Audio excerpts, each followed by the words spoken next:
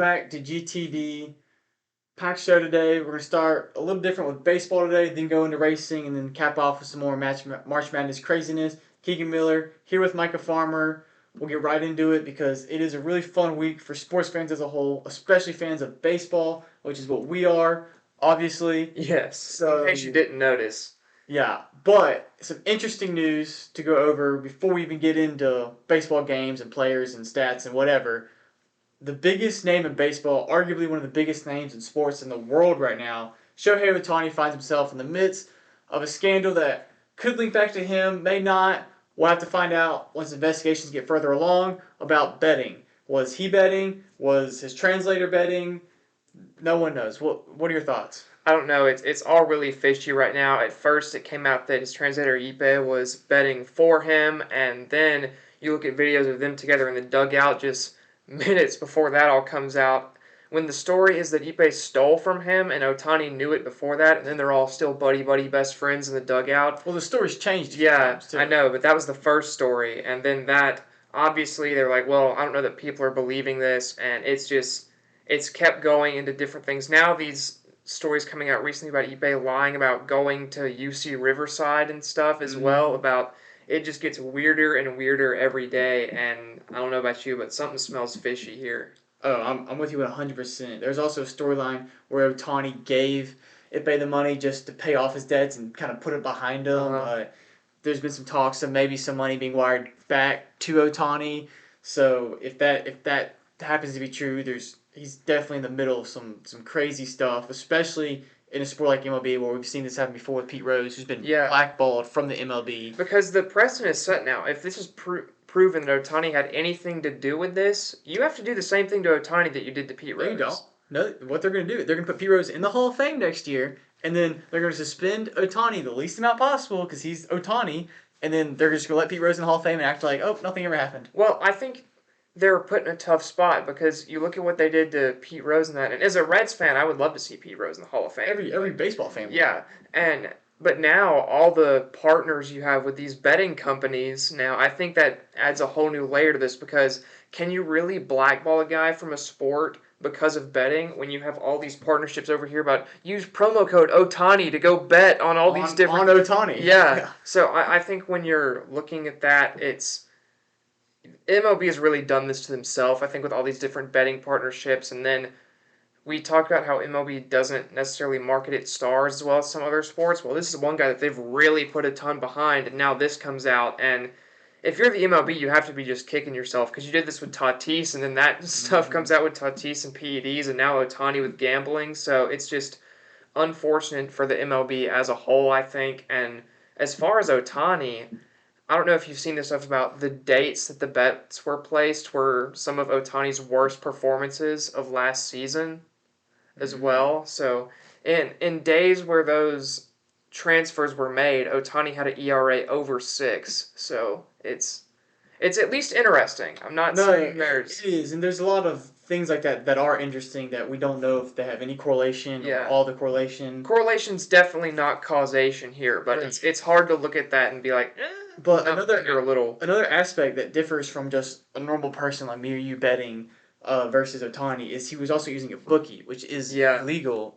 So it's not like he was using an app, obviously, because he would get caught instantly if he was using a legal way to gamble. Shout So out Calvin Ridley. right. So if he's using a bookie for this, I mean that's just another layer onto it that like, hey, this is he's an athlete betting on what could be himself or the sport, and he's using a bookie.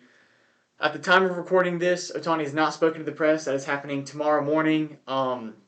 We can get a TikTok out there if anything big happens. Yes. Obviously, especially if he comes out and just says, like, yep, it was me, which would be crazy. But honestly, if it is him, probably in his best interest to just come out and say it before. Because if you lie about this and it gets yeah. found out later, that's going to be so much worse. Not only is he going to lose all the fans, but, I mean, he may lose his whole like the fans in America and Japan, like just everybody involved, and it could be really messy. But we'll just have to wait and see with investigations. But yeah, really, really is fishy, and It's kind of hard to lean on the fact that he wasn't doing anything when there's so many stuff that's pointing to like he was probably doing something. I mean, Yeah. heck, you can even joke about his marriage. Like he got married. He got married to distract you. He knew this was coming out, so he's like, "Oh, look at I'm getting married. This is wedding, not betting. Wedding, wedding." Yeah, exactly. So you can use all that, but just I guess this is just time will tell with this one. Yeah, it's definitely interesting, but back to news actually on the diamond, we have opening day this Thursday. I know you're excited about it. I'm super excited about it, even though all of my Reds got hurt. Nick Lodolo's on the IL. TJ Friedel has a broken wrist. Noelvi Marte got done for PEDs, so he's done for that reason. Then Matt McClain's on the IL, won't be starting opening day. It's all falling apart before the season's even started, and I blame Ben Verlander for picking us this season as a surprise team. That is why everyone's getting hurt. It's a combination of that, and then I think we gave ourselves a Joey Votto curse by letting him go. So please, please, please just hold it together because this team has so much upside. We open the season versus the Nationals as former Red Nick Senzel comes back to town, which yikes. But I'm super excited for opening day. It's going to be Frankie Montas on the hill for us, which I maybe would have given that to Hunter Green, but then you look at the second start, it's either in Philadelphia versus the Phillies or at home versus the Mets, and giving that second start to Hunter Green at home versus the Mets I think is important, so Montas on opening day. But Reds baseball is back, baseball in general is back, Yeah, and I'm super excited. I mean, March 28th is a Thursday. It's a national holiday for me. Yes. I do have class. May not show up. Depending on how the games are going. No, it's early, so I'll be there. So I can watch baseball the rest of the day. Yeah, obviously super excited for my Cubs. The one thing I really wanted, I knew we needed some pitching going to the off season, but like my one bucket list item, like my Christmas list, was getting Cody Bellinger. I feel like that Yeah. had to happen for this team to make a run and be able to do anything. Like making a run even in the Central, and they did. So that adds a dynamic to the Central, which I think is going to be tighter this year than it has been. Honestly, between the Cubs and the Reds are my two kind of standalone teams in the Yeah. Central. I don't think the Pirates can consistently win over a 162 game series All the Pirates keep are really up with. missing, though, at this point is a starting rotation. If they can Right. get some more starting arms, I think they're there, but then the Cardinals are just. No one really knows what the Cardinals are doing right now. Yeah, it's It's a a weird problem. situation. But And then the with Brewers calling up Jackson Churio, so he'll be on the opening day roster for yeah, them. but I'm I curious feel to see like how he does. Council outmanaged the talent that the Brewers had the past few years, and without him kind of making the shots, Then Brandon it'll be Woodruff's tough out to for the compete. season as well, so that Right. rotation, losing him and Corbin Burns, is taking a Corbin big Burns, hit. yeah. But some interesting matchups this week. San Francisco starts the series with the Padres. Yes. Blake Snell isn't getting game one. You have to assume he's getting game two. But against his former Is it team, Logan Webb game one? Logan Webb's game Yeah. one, yeah. But what a 1-2 punch, by the way. Yeah. I mean, even a 1-2-3 punch with That's your Cy Young 1 and 2 in the National League last year, by the way, with Yes. Snell and Logan Webb. So, I So mean, Dodgers, I mean, the Giants, like people talking about Dodgers, especially with the stuff that's going on with the Dodgers right now and Ohtani. There's a lot of distraction especially going into opening week. So I mean, the Giants probably could jump out to an early lead, and if they just hang on to it, then your Giants are NL West champions, and then yeah. it may be between the Dodgers and Padres or another division for the wild card. The Diamondbacks are still there too. Like even if they regress a little bit, if the Yeah. Dodgers fall back, you never know what can happen. Yeah, I mean that's gonna be a fun division to watch all year. And especially you have the NL East, so the wild card race is probably gonna be the most interesting aspect of Yeah. the whole season this year. But yeah, just a lot of interesting matchups. New York and Houston's always fun just because of the recent history in those two teams. Chicago is playing Texas World Series defenders. Justin Steele, who was a Cy Young contender last year, versus Eovaldi. We'll have to see how that goes. Texas obviously is going to rely on their hitting more this year than pitching. Yeah. Uh, Although speaking of Texas hitting, my guy Wyatt Langford has made the opening day roster for the Texas Rangers. I have been super impressed with him this spring. He has crushed every level of pitching he's faced so far, and mhm. I think he deserves the shot. And this Rangers lineup now with him at DH, because you're not going to stick him in left when you have Evan Carter out there, I don't think. But I like this Rangers lineup even more now with him in there. So I think they're going to be absolutely deadly. It's just can they win enough games without pitching while DeGrom and Scherzer are still hurt. Right. So we just have to see how that goes. That's the ESPN game if you don't have LB Network or you're not in a local network. Chicago, Texas, 6:35 Central Time is your ESPN game of the night for opening day. What's one team for you that you're excited to watch that's not the Reds that you just interested to see how it takes form? Well, I'm very excited for the Detroit Tigers this year. I think they have a under the radar guy that can make a run at it, maybe even a Cy Young and Tarek Skubal this season. They brought in Kenta Maeda cross division from the Twins, signed Jack Flaherty to a contract that has big upside. I know he hasn't been amazing the last year, but I think there is upside there. And then can Casey Mize stay healthy is going to be a big question with them as well. Then you move on to the bullpen. Alex Lang is good. They brought in Andrew Chafin, who I think has big upside as well. You know what you have with Spencer Torkelson at first base. That's a guy with big power. I think even in Comerica, he gets to 35 homers this year, honestly. Then Riley Green leading your outfield, another young guy who I think has tremendous upside. Is a great contact hitter, great defender out there. You brought in Mark Canna to play left, another guy, a pretty solid piece as well. And then you have Javier Baez to strike out 800 times in a season. What a talk about a rough Gosh, spring. he is Wow. horrific right now. But outside of Baez, I like a lot of this Tigers team, honestly. Even Kerry Carpenter had a bit of a Linsanity run last season for a bit. So you never know what can happen. And I think in what is the weakest division in baseball, you could maybe see this team even sneak through and win it if the Twins struggle with injury a lot again. Yeah, I know. I'm with you. I think the Twins are probably the standout team in that division, but I'm with you. Definitely the weakest. The Royals, depending on how some of their young guys play and how they play together, they could do something somewhat like the Orioles did last year. Probably not to that extent. Yeah, I don't think there's quite enough power in that lineup yet. Right. It's really just Bobby Witt and Salvi. Right, but if those pieces kind of line up, maybe they're contending for second place over the Tigers. But my team is a lot of people have picked this team. It's the Mariners. They're not. I'm not going to say they're a surprise team. Like, oh, look out for this team to be a surprise. Like, I think a lot of people have them picked in the West for good reason. They're going to be very exciting. I'm just really excited to watch how other guys play. Obviously, I'm a big Julio Rodriguez guy. Yeah, he's so fun. It's just the team. I think the whole team is fun to watch. I'm gonna watch a lot of Mariners games this year. Mitch Haniger's back, so that's a big step up for them. Mitch Garver at DH was probably gonna be their DH guy this year. I mean, just a deep lineup, and then that rotation is so special. Yeah, and even their bullpen. Yeah, I think if there's any surprising part of them, it's gonna be how good their bullpen is and how much they help them through the stretch. But yeah, I mean Castillo, he's just fun to watch pitch. He'll piece you apart, and I just think they're gonna be the most exciting team to watch this year. So just look out for the Tigers and Mariners. And we talked about Trevor Bauer last week and how a team should sign him, and we mentioned how he's gonna pitch against the Yankees. Well, that's come and gone. And this wasn't a Yankees minor league team that he pitched again, by the way, either. It was Giancarlo Stanton was in the lineup, Anthony Volpe was in the lineup. There were some mainstay Yankees that were in this game. Right, and he did the same thing he did against the Dodgers. He pitched 3 scoreless frames. Now he gave up, I think, two or 3 more hits. Only 4 hits though. Yeah, I'll say hits in the Dodgers one, but still. Devil's advocate here. His WHIP, walks and hits per innings pitched was at 2 in this game. Ideally, you want that down below like a 1.4, but obviously only a 3-inning sample size here, and another good outing for Bauer. I think at this point, on league minimum, like we said last week, why not take a shot? And then if he's terrible, cut him. But at least give him a shot. Especially like you said this team last week, the Rangers. I mean, they don't. Yeah. You don't, and you need somebody to fill a hole. Just have them fill a hole and tell them like, hey, you're only here until our guys are healthy. Then out of all teams we know don't really care for I don't want to say not really, this outside perception by media or whatever. We know the Rangers aren't particularly concerned with that based on some other stuff they do as an organization. So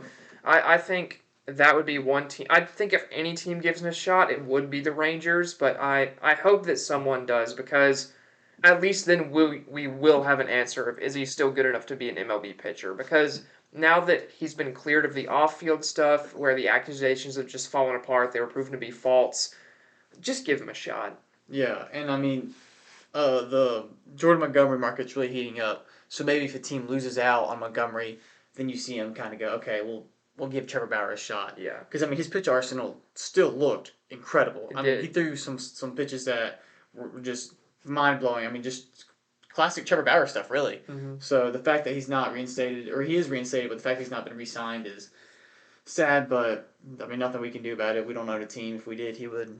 I mean, I'd give him over the league minimum probably, but it's only A's. Let's only A's. Yeah, so I guarantee we do a better job. Yeah, we'd find a home to play, a city to play for real quick, But we're moving the team to Montgomery, Alabama. No, that'd be a terrible decision. So I was at Riverwalk, which is the stadium in Montgomery last week. Stadium's not bad, but a train goes by like Yeah. every like 8 minutes. So not really a hometown feel with the train going around every 5 minutes. So We can do a giveaway. If a home run is hit over the train, people get free fries or something. free hot dogs to throw on the field later Yes. when they suck. But yeah, just super excited for opening day. Next week we'll come at you with playoff picks, division picks, all the good stuff, and then down the line we'll have rookie of the year, Cy Young, whatever Yes. else.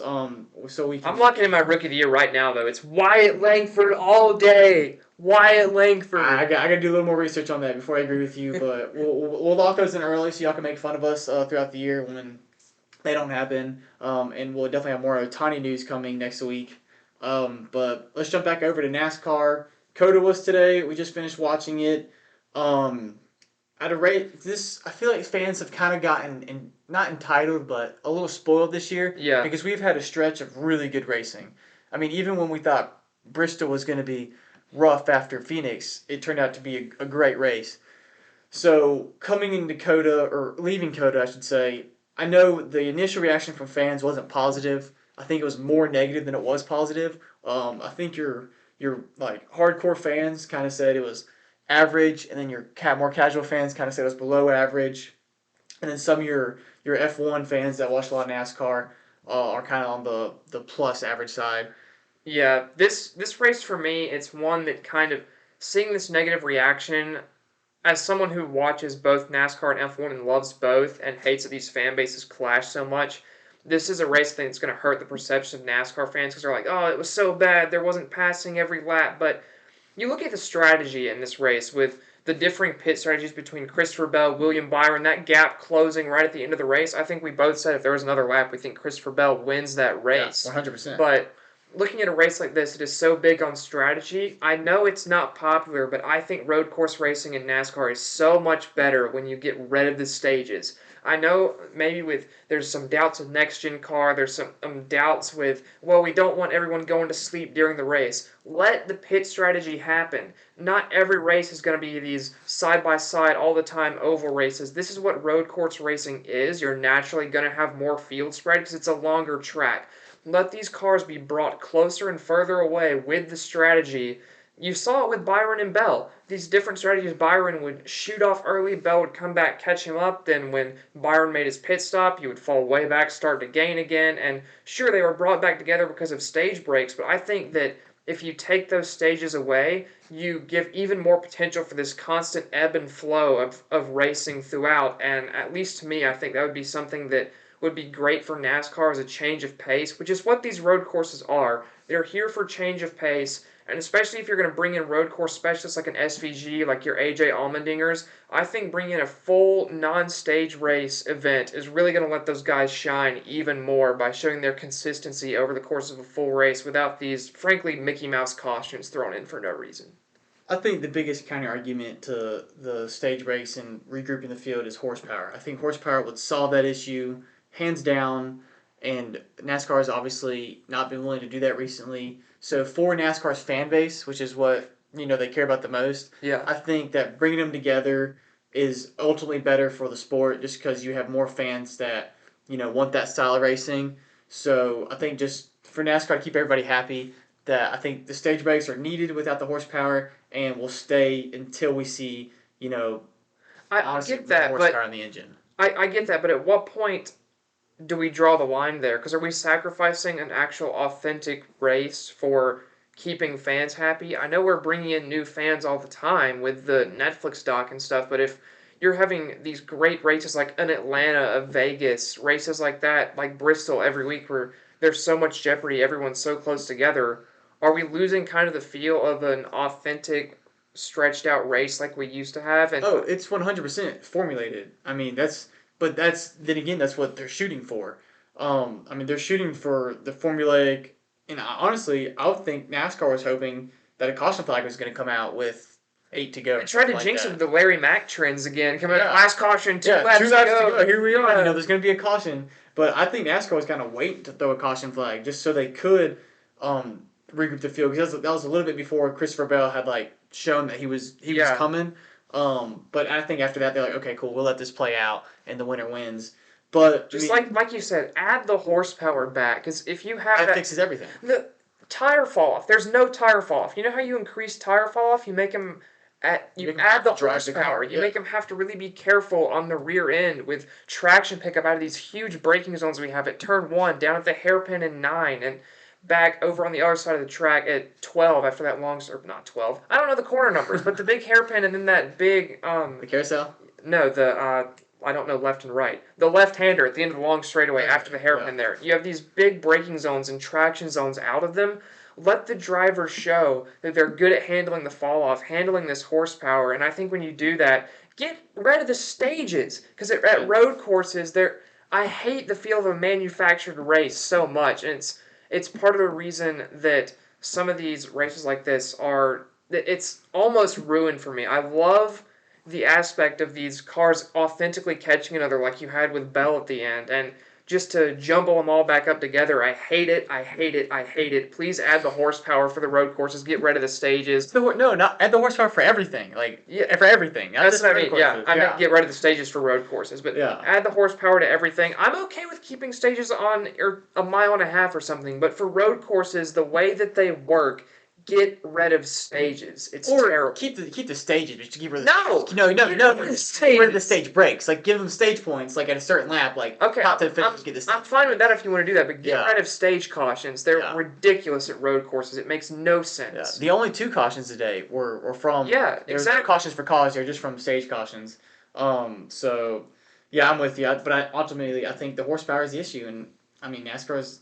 I think more so this year than the last year. They're getting a lot from fans like we need horsepower. Yeah. I think it got really quiet after Bristol because going into that race was horsepower, horsepower, horsepower, and then Bristol was great. And everyone's like, oh okay. But Yeah. we have Richmond this week. I was about to say, wait till after Richmond. Everyone's going to be screaming for horsepower even more after we are this not snooze fest. We're not going to see what we saw at Bristol with tire fall off at Richmond. Richmond's going to be boring. Probably, maybe the most boring race ever at Richmond, just because the short Which is saying is something. not great. Yeah, but before let's put COTA away before we get to Richmond. Let's go to track limits because I know Chase Elliott. You're about to get another rant here. Yes, Chase Elliott started showing some speed, got loose, had to cut through one of the 3 corners that they give you a penalty on. So it's the whole 3, race. it's 3, 4, 5, and 6. Yeah. The corners where track limits are enforced. This is one thing where I think, in a lot of ways, NASCAR is better than F1 at enforcing its rules.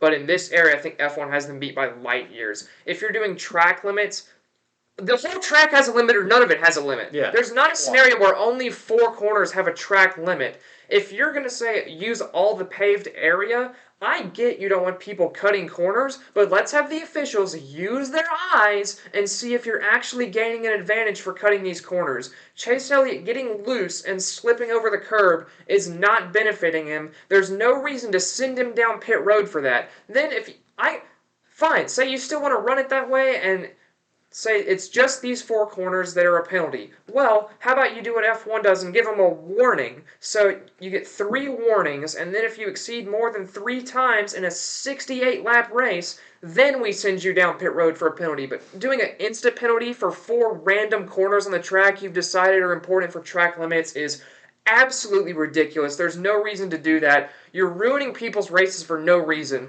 If a guy has a top 5 car, I'm not saying Elliott had that, by the way, he's back into the top 10 all day, but if you have a guy who has a top 5 car and let's say he's racing for the lead with 2 laps to, I know this is hypothetical, but this is what could happen. Let's say Christopher Bell would have gotten behind Byron with 2 laps to go and got loose and missed one of those curves by a little bit and then makes a great overtake on Byron on the last lap for the lead, and oh no, we're sending him a 30-second penalty because he got loose in the S's. This is what you're asking for with this kind of a rule set. It's absolutely laughable. Let's have some consistency, either all track limits or no track limits, and if nothing else, at least add warnings, because a one and done is so dumb. It makes no sense at all, especially when you're only enforcing 4 corners on a racetrack with 20 of them. So they're just absolutely ridiculous. Yeah, and drivers are going to get loose because especially the drivers are exhausted after the race. So especially towards the end of the race when they're fighting for that final position or even the win. That's your biggest weight transfer right. on the track as well. In Yeah. essence, it's your biggest weight transfer So, in the car back and they're, forth. they're giving the car everything they got going end to end. They're gonna get loose eventually, and maybe like Chase Elliott did, they have to straighten up and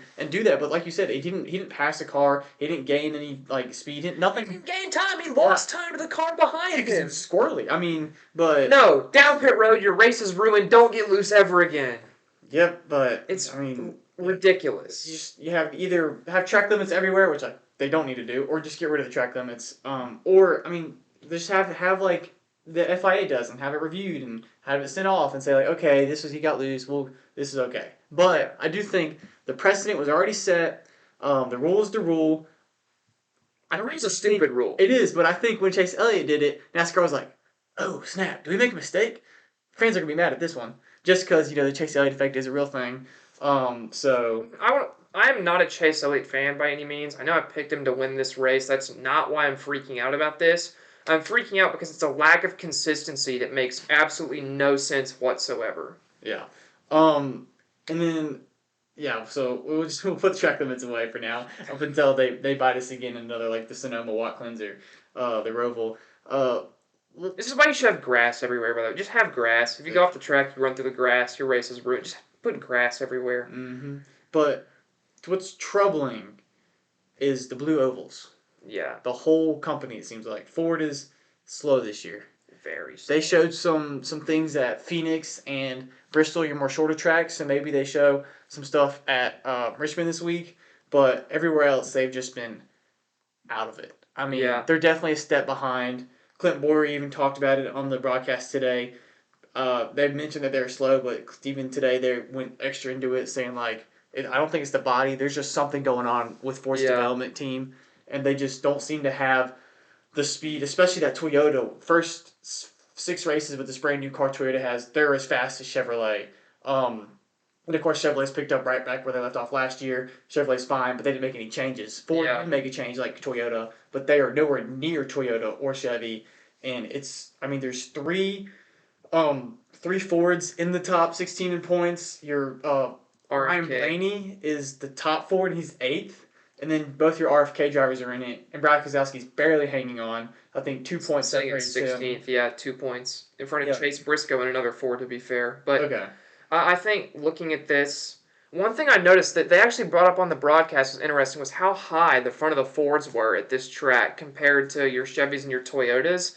With the way these diffusers are designed in the back, if the front of your car is up off the ground, you're losing that channel of air under these cars that's being funneled to the diffuser. So I think what could be happening is Ford, they haven't figured out how to run this platform right in the front, so it's lifting and then it's causing them to lose a bunch of rear downforce, which would make sense as to why these cars are sliding all over the place, why they're so much slower. So I'm not an engineer by any means, I'm not an aerodynamics guy, but I would wonder if that's causing any problems for Ford on these tracks. Because it's been your more downforce tracks. You look at Phoenix, they were awful at Phoenix. And then here now where it's so important with this weight transfer back and forth and your downforce out of corners on these traction zones and through these higher speed corners, it's been really interesting that they're so far off the pace. Right. But, I do think they figured it out. I don't think they figure it out in the next 5 races. I think it takes maybe to the All-Star break. Yeah. I'm not saying they don't get a win in between here and there. I think Ryan Blaney's showed some good things.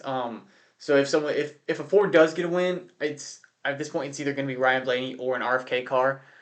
Just Justin Haley showed the best. Justin Haley did have a good day today. Yeah. Shout out to Justin Haley. He could have finished top 10, honestly. He drove very well. He had the Ford on his back for a little bit. Uh-huh. But so just very troublesome for Ford. Hopefully they figure out another driver in Ford's category that we've been talking about the last few weeks is Joey Logano. Yeah. Finished 11th today, which for the year he's had, he needs to walk away and be like, oof, that's... Yeah, still no stage points, though, which is big. He gained some spots in the points. He's still out of it. He's 22nd in points. He's down 33 to the cut line, but he's 3rd among Penske drivers. Austin Cindric is above him in points. He's in 20th right now, 2 spots ahead. He's 7 points ahead of...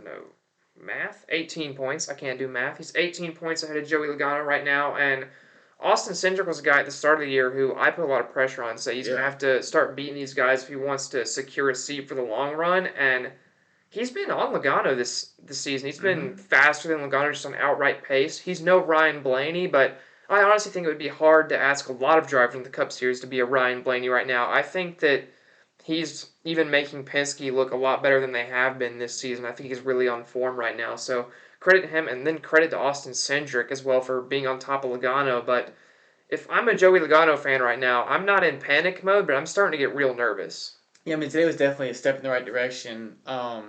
But I mean, yeah, I mean, well, it's, but it's I think so. The Fords are all struggling as a whole, but Joey Logano is struggling for Joey Logano. So I mean, it's just a double struggle for him that Yeah, he's gonna have to overcome the Ford struggles and his struggles to have a chance at the playoffs this year. And I mean, he got eliminated in first round last year. He's kind of struggled the past 2 years, so we haven't ever really seen since that Joey Logano at championship, form. it's been. It's a long, long championship hangover. Well, you remember even before that championship year, there was that year where he was He had an off year. He had nowhere. a great year, off year, championship year, off year, off year. I mean, where are we at with Joey I Logano? don't know. It's But been really weird. he is getting older, which is crazy to say because I remember. Yeah, Yeah, that's crazy. Joey Logano for Joe Gibbs was like, Yeah, was he and 19?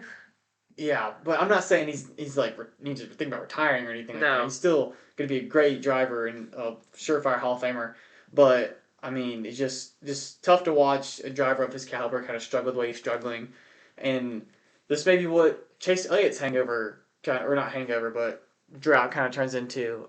So those are two great drivers that since the next gen cars come out, they've just kind of Been off. yeah. So I mean, they just honestly they just got to figure it out. Chase Elliott said on the Dale Jr. download, he's noticed a lot of things that he's been doing wrong, and he admitted to it. And he said, "I'm going to start changing the way I drive, and I'm going to start adjusting better to the next gen, and we'll see what happens." So we'll just have to watch Logano and Elliott and see, what happens, what they do. But before we move away from COTA, we have to rate the burnout.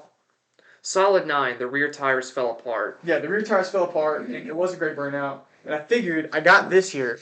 So Yes. if you haven't seen the burnout, Live yeah, reconstruction. if you haven't seen the burnout, I don't know how well you can see this, but it kind of went a little bit like this. It's coming down the front stretch, then did a little donut, Yeah. then did another little donut, and then he did a long with a great camera angle, the drone. Yeah. By the way. That was fun to watch. I mean, the smoke and just and I thought he was about to run out of gas. I was wrong. And then so he all the way down the front stretch, and then gets up against the wall and just blows rear tires out right in Yeah. front of his team. It was It's incredible. crazy. 9.5 overall with two great burnouts in a row. Didn't he? Yeah. William Byron. And I think William Byron may have stepped him up this week. But Yeah, I'd say this is a higher 9. It's hard to get a 10, I think, but yeah, but I do think we end up seeing a 10 at some point this year. yeah. And maybe William Byron. He's getting pretty good at winning, so Yeah. he's definitely getting another one this year. First driver since Jeff Gordon in the late 90s to become the first back-to-back winner in 3 consecutive years. Fun fact. Wow, I did not know that. That is, Yeah. I mean, number 24 car, I guess. Yeah. Something about it. But yeah, let's get right into Richmond. No! Yeah, we both dread Richmond. There hasn't been a good race here since the Carl Edwards Kyle Busch race. Yeah, I agree. But so I don't think the racing's gonna be great. I hope I'm eating my words come next week, like I did with Bristol. But I'm not super stoked for Richmond. However, I am for my winner. I'm picking Ty Gibbs. I think he does get his first NASCAR Cup Series win. Locks himself into the playoffs. He's been great and fast all year. He showed some inexperience at Bristol, but he was fast enough at Bristol without the tire wear. He's contending for a win. Yeah. So I think that plays into his hand perfectly at Richmond because I don't think you see the tire wear and it's the same style of racing. So I think Ty Gibbs gets it done at Richmond this week. I was thinking about Ty Gibbs, but I'm going to go with a different driver. And it's actually the driver leading points right now when you don't look at playoff standings, just pure point standings. And that is Martin Truex Jr., who I feel like has kind of been going under the radar with consistent good finishes so far this season. Yeah. And if that isn't Martin Truex Jr., I don't know what is. And when you think about the way he usually wins races in kind of a boring, dominant fashion, that's Richmond, baby. Yeah. So he's like the tortoise, the tortoise in the hare. Or no, the tortoise. Like slow and wins the race. And he had a great car at Phoenix too, and kind of got put behind the 8 ball a little bit towards the end with a different strategy. But I think that Richmond, as far as who's going to be good, is going to be fairly similar to Phoenix. Maybe not carbon copy, but I think you're going to see Toyota do really well here again, and I think Martin Truex gets it done. Yeah, I mean, we both take JGR cars, and the only two that haven't gotten a win at JGR, so Yeah. it's coming this year. So no, I think go Martin Truex or Ty Gibbs either way. I think if another driver other than JGR was going to get a win, I'd look out for honestly, I look out for RFK this weekend. I was going to say Ryan Blaney. Yeah, I know I can see Penske's that too. behind the eight ball, but Ryan Blaney seems to be the one driver, especially at Penske, to kind of outperform himself in the. He's definitely outperforming those cars right now. I don't think Penske is anywhere near what he's doing with that car on a whole. So Ryan Blaney's kind of had the same year as Martin Truex Jr., just a little less the top fives or whatever. So it's still just kind of creeping and creeping and creeping. So I mean, just look at. I mean, no, Ryan Blaney's has more top fives than Yeah. him, but just like less average finish is a little bit lower. less than Martin Truex Jr. But yeah, just look out for Ryan Blaney. If you had to pick a Chevy, who would you?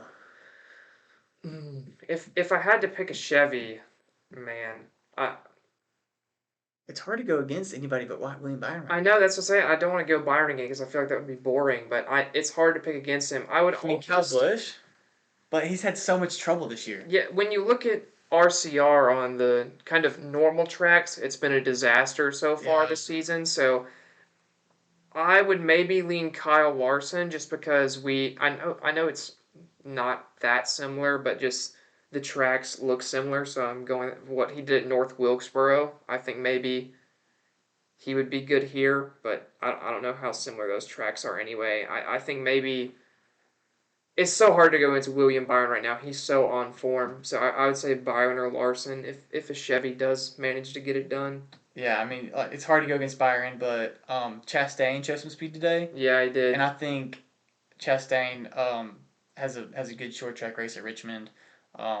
So I think if you're gonna like look at a Ford, especially in like betting odds, because he's gonna have less. His odds are gonna be greater than Larson and Byron. Yeah. So if you're a better Chastain, you still want to look out for if you're a Chevy guy. But Chevy's weird this year though, because you look at Hendrick and they've been so good, and then obviously Suarez has the race win. Chastain's been decent, but it feels like there's at the same time as Chevy's doing really well. There's not a ton of great Chevys. It's I think kind of Toyota weird. overall Yeah. across all their teams are like the best. Yes. But I think Hendrick and Trackhouse to an extent have just had that ability, especially Hendrick with Byron and Yeah. Larson, just have the ability to stand out among For sure. those drivers. But yeah, I think overall Toyota from their first team to their last team is the most consistent team base to base. But we'll have Richmond coverage for you come next week. Not super excited for Richmond. We're gonna watch it. Yeah. Hopefully it's like Bristol. It will be one of the races of all time. Yeah, one of the Richmond races, which is a bad list. But yeah, so another. I'm actually really excited to talk about F1 this week. Yeah. I know everyone else is excited to talk about F1. And if you don't know what happened, Max Verstappen didn't win. But I know it's a shocker. car failure. It's not that he lost. Car failure. Which can we talk about this for just a second? I know people are saying, oh well, he might have not won the race anyways, even if he didn't DNF, because Sainz was in front of him. As soon as the 5 red lights went out, Max Verstappen, when he was interviewed during the race, he said, from the formation lap, from the 5 red lights, that right rear brake was stuck on. So he was staying in Carlos Sainz's DRS with a right rear brake that was constantly on. So yeah, if his car was fine, Max Verstappen was winning that race by about a million seconds. But credit to Carlos Sainz there to pick up the pieces. And Max Verstappen, I think, well, F1 showed this weekend that just because Max Verstappen doesn't win doesn't mean it's guaranteed to be an exciting race. Because I think F1 kind of fell victim once again to these cars now with this new regulation. Teams have kind of developed in the wake so much off the back. It's so hard to get close. I was looking down the scoring pylon with about 15 laps left, and it was like 3 second gap, 3 second gap, 10 second gap, 3 second gap, 3 second gap. It looks like that 3 seconds is about what you can get to as far as the car in front of you before you kind of start to stall out in that wake. So that was a bit disappointing to see, but what wasn't disappointing was a Ferrari 1-2, baby. My guy Carlos Sainz got the win. Yes. Leclerc second. I have to give credit. I'm a Leclerc guy, but Carlos Sainz had the pace all weekend over Leclerc. Leclerc, I think, put himself on the back foot with a bad qualifying lap on Saturday, and because of that, his strategy was a bit worse having to pit earlier, but that is entirely his own fault. So I think Sainz definitely outperformed him this weekend. I'm not afraid to admit that. I still think Leclerc's a better driver because if you look back to Singapore last season, Bahrain this year where Leclerc had a brake problem, and now Australia are the only three races since then that Sainz has been quicker. But you never know. This season, contract year Sainz may be on a heater. We've talked about a revenger kind of for Sainz, Yeah. and I think yesterday was kind of the embodiment of that. Like, oh wow, like, I mean, we knew he was a top racer in the world, but I mean, getting the win, even though Max Verstappen did have car failure, just having a win. Something about Sainz too, being able to pick up the pieces in these races. You saw it last year with Singapore. Verstappen off the pace, Sainz is right there. So I don't know if this is just something about him as a driver where he is able to pick up his pace under this Especially right after surgery, weight of opportunity here. Well, all I know is Leclerc needs to get his appendix out immediately because the weight saving apparently made Sainz a lot faster. Yeah. We saw with Albon too in 2022, got his appendix removed and immediately started being pretty quick. So maybe that's the secret. F1 drivers out there, you don't need your appendix. So maybe get it removed to save weight. But great win for Sainz. Great run for him. Then McLaren as well, getting a 3-4. A bit sad to have to swap the positions and knock Oscar Piastri off the podium in his home race. But when Lando Norris is as much faster as he is, I completely understand it from a team perspective.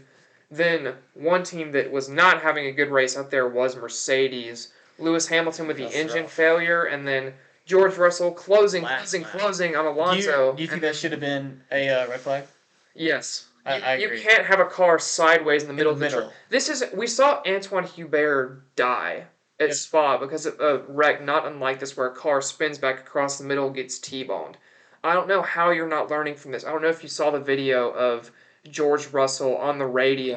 Red flag. He was like panicking. Yeah, people are saying, oh, he's trying to save his position because of a red flag. No, he's trying not to get killed out there. Like he's sideways on the. Yeah. If Lance Stroll coming in behind him, you saw him have to slow down, go around. If Lance Stroll's engineer doesn't tell him that and he goes through on the racing line, he T-bones Russell right in the driver's cell, and you don't know what happens if that happens. So I think that definitely should have been a red flag. If it had been the last lap, hands down, it's red. Yeah, I don't know what F1 is doing.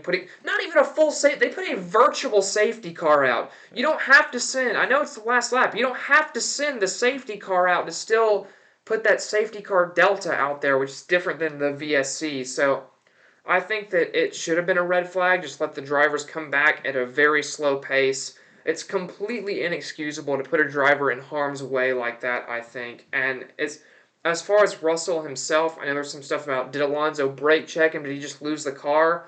I think Alonso definitely slowed down more than you need to for that corner, but I also think that's just defensive driving, and I feel like the 20-second penalty is very harsh, and it's more a result of what happened to Russell than the actual driving from Alonso. So I agree. I think that the penalty is a bit weird. I feel like the FIA was in a weird position because they didn't throw the red flag, so I feel like they had to do something. It's a reactionary so that's penalty. That's what they landed with. But you feel for Russell. It's just like Singapore last year all over again, where going for a move on the final lap and Norris gets the podium. Yeah, Norris gets the podium. Russell has a DNF on the last lap. One interesting thing too about this is Singapore last year was the race before Japan. Australia was the race before Japan. So my vote is we have Japan every other week from now on to make it a bit more interesting. And I love Suzuka too, so I wouldn't complain about that at all. But two last things here for not necessarily your top teams. Haas, double points. Another great race for them. For a team that, before the season, Ao Komatsu, their team principal came out and said, terrible. I had them doing poorly in my standings. Their team principal said they were going to be the slowest team in Bahrain, and they've been out here just scoring points, so credit to them. And then the last bit is Williams giving Logan Sargent's car to Alex Albon. I completely understand why they did this. I know it hasn't been popular, but Logan was not great last season. I think this is a product of that, and a lot of people are talking about, well, he didn't even score points, so is it worth it? But to me, I know it's going to be a knock on Logan's confidence. It's going to be hard for him, but this is the kind of thing where if you're cut out for F1, you make this bounce back. You say, okay, this is my motivation to get better as a driver, to push against Albon and really show that I deserve this spot so that if this happens again, I get to keep my car. So I completely am fine with this decision, especially considering how good Albon did at Australia in 2023. So I know a lot of people are upset saying it's Albon who crashed. He should be the one who sits it out. But I think, especially for a team like Williams, when points are as hard to get as they are, you have to do what's best for the team here, and I think that's what they did. So Yeah, I have no he problem with got it. benched. It's not like he got traded. Yeah. I mean, I know that's not a thing in Formula One, but You've been demoted to Formula 2. yeah, it's not like in MLB where you can just like you're great for a team and you're like, oh yeah, by the way, you're playing in San Francisco now. Yeah. See you later. He had the day off. Yeah, so he just, I mean, yeah, just it is tough for Logan Sargent, but I mean, it's a business and that's how it works. Yeah. But one more thing, if you're Ferrari, are you kind of feeling like weird because No. Sainz has got the podium and he's got the win? I'm not feeling weird because I think it's regrettable to lose Carlos Sainz because he's such a good driver, but no matter what form he's in, you cannot turn down bringing in uh, arguably the best F1 driver of all time in Lewis Hamilton. And then Charles Leclerc has been your guy since he was like 16.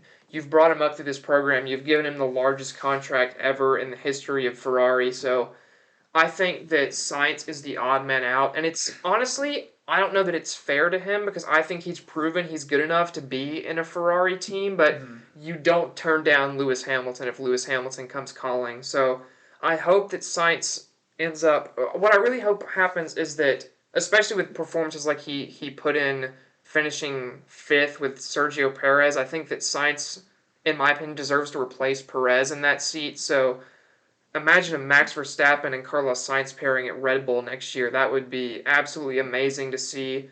What I think is most likely is he ends up going to kick Sauber next year and wait until they become Audi in 2026. But I would hate to see Sainz stuck in that bad of a car for a year because he deserves a top seat. Yeah, So it would be sad. while I think it's unfortunate that he's losing that seat, I don't think Ferrari would be feeling weird about that at all. Yeah, no, I agree. I mean, you can't pass up Lewis Hamilton, and like you said, Leclerc's been with their program forever. And I mean, Verstappen, I mean not Verstappen. Sainz is, he has bounced around his career, so Yeah. I mean, he'll find another landing spot. He'll land Dude, on his talking feet. about Red Bull, Sainz was a Red Bull junior. He was teammates with Verstappen at Toro Rosso, and they were both rookies. So I think that there definitely is a world where he goes back and makes it to Red Bull, which I think would be great for the sport to have him up there. I do. I think you see more parity in the sport if he goes. Maybe not like I'm not saying consistently beating Verstappen. I don't think anyone consistently beats Verstappen, Right. but at least he maybe gets 3 or 4 a year compared to Perez, maybe 1 or 2. Yes, that's what I'm saying. Like just a few weeks a year where he is like maybe just a little bit more just back and forth with them. One thing about a Verstappen versus like a Hamilton and Bottas situation, Verstappen doesn't have an off day. So if you have a teammate to Verstappen, you need a guy that not necessarily is going to capitalize on an off day, but is going to have a good enough day when they are on form to be able to take it to Verstappen, which is what I think a Sainz, a Leclerc, or a Hamilton can do. So I think that's really the only chance you have a teammate that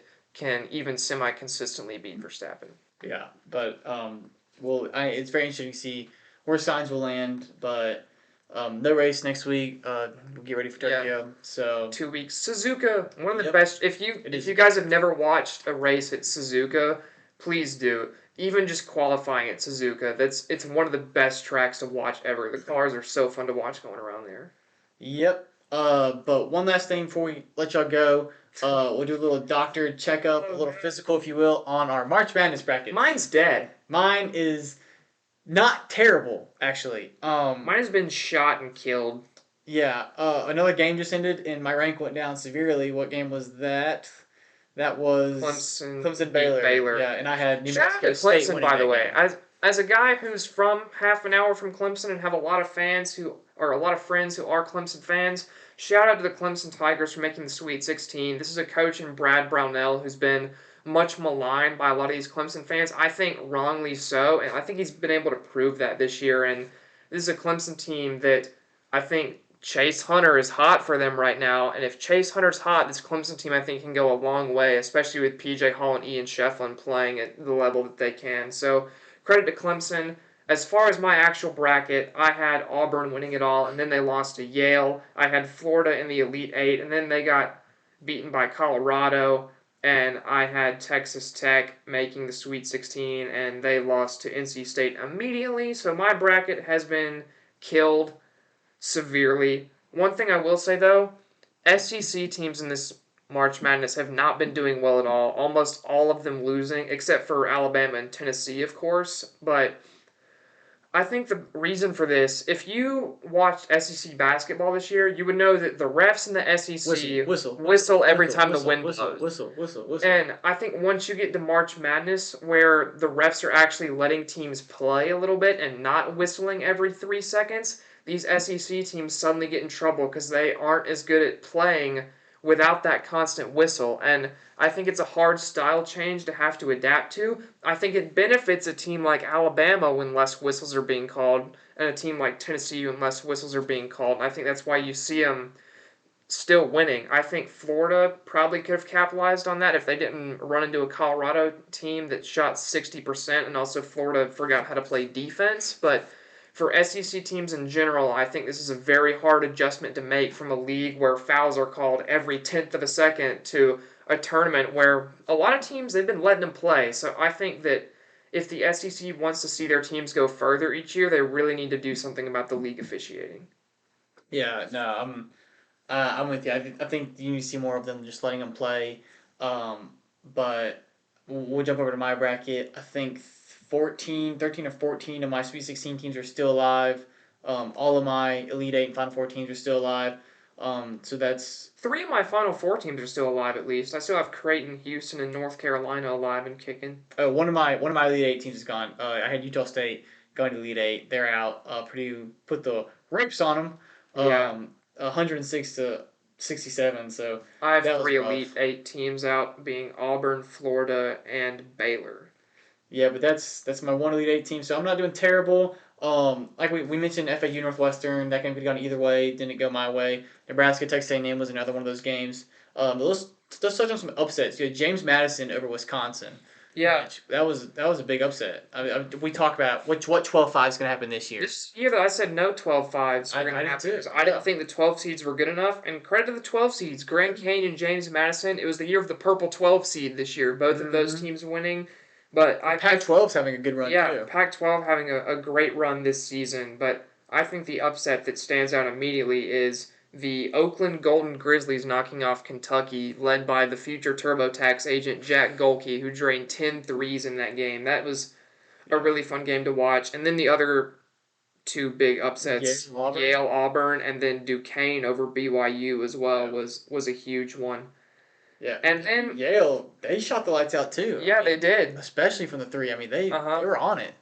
One game that I think should have been an upset and was not was the Samford Kansas game. I don't know if you saw the call at the end of that one. Yeah. That was all ball. We got to do better, NCAA refs, please. There's letting them like in a tournament that you've let the teams play so much. You're calling phantom fouls with less than 10 seconds left, and again in that big of a spot. I'm so glad that Kansas got beat immediately because they didn't deserve to win that game. Samford should have been playing Gonzaga for the chance to go to the Sweet 16, but you just gotta feel awful for those Samford players for being robbed like that.